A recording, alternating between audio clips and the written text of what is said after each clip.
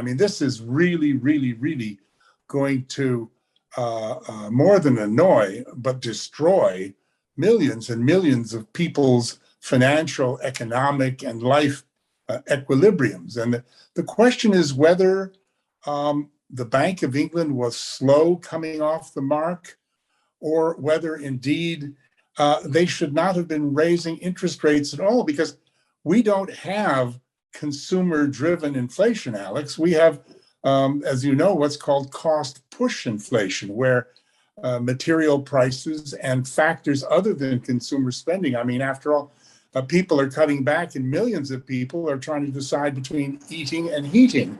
So to raise prices at a time like this, to be pouring the kinds of profits that are going into the banks and the energy companies' coffers, to have people with their monthly mortgage payments more than double, and I get reports of this every day, is it really justified? I mean, you have written in the Mail about, in inverted commas, the blundering Andrew Bailey, the governor of the Bank of England. I mean, he, according to you and others, has made a lot of mistakes before. Is this not another big one? In 2009, the Bank of England was in a similar situation, wasn't it? With rising oil gas prices, the interest rates were 0.5%. And I believe, if I'm not mistaken, that they just left it alone, let inflation run its course rather than pouring oil on the fires. And they didn't do anything until 2012. Economists like Nouriel Roubini, the Nobel Prize winner, have said that central banks like the Bank of England are, quote, setting a trap for themselves. What do you say to all that? Well, there's a lot of questions tied up in all that, Roger. Let's go to Andrew Bailey first. I don't think that Andrew Bailey has been a great governor of the Bank of England. He wasn't great at his previous job. His previous job was at Financial Conduct Authority, and when he was there were a number of problems blew up, most notably the problem in the Woodford investment empire, which many people will have heard of. And he was very slow to act and very slow to spot it. So he didn't come with a very shining record into the bank, and he's not an economist either. And I think that counts against him too, because I think that he wasn't able to.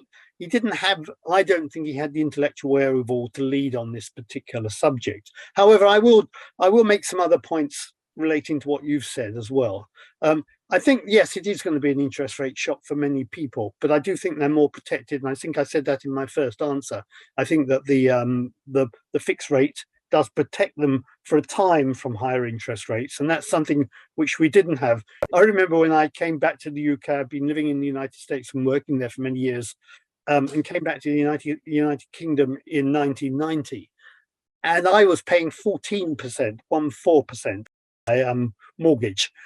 So I think that below 5% for me sounds like a great treat. And I suspect it's not going to be as hurtful as you think it is.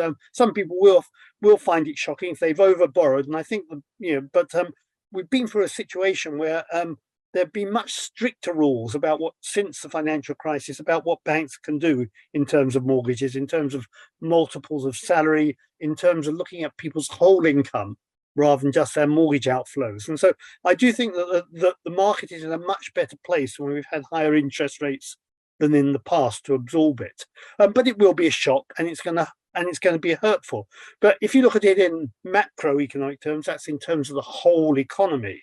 What I would say is this, that we're the mistake, if there's been one, was that we were going through a period where both the Bank of England was squeezing interest rates, it was going to raise interest rates, and the government, the Chancellor of the Exchequer, the Johnson government, was also raising taxes at the same time. That's a very bad combination. You've got a squeeze on fiscal policy and a squeeze on monetary policy at one and the same time. That's not good economics.